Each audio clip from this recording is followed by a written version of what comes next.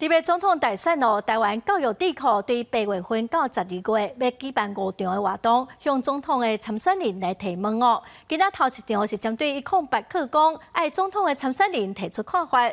教育团体嘛呼吁讲，新课纲选修的课变多，老师是严重无够哦，应该赶紧来解决师资无够的问题。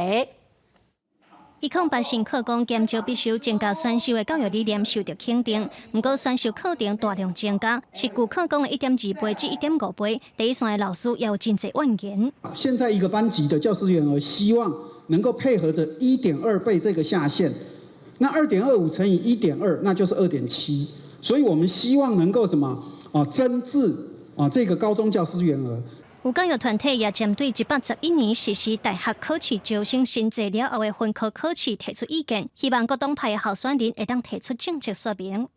我们现阶段里头的话，却将那个分科考试考国文跟英文这2科，而且在免除学测一试定终身的理念推动之下，真的会产生相当大的影响。是不是要再加以考虑？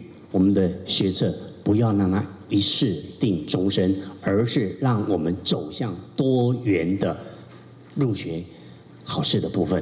台湾智库表示，未来会伫咧活动的官方网站公布各党派对教育问题的回应和意见，也希望良性的政策沟通会当让选民伫咧选前更加了解候选人的教育理念。记者综合报道。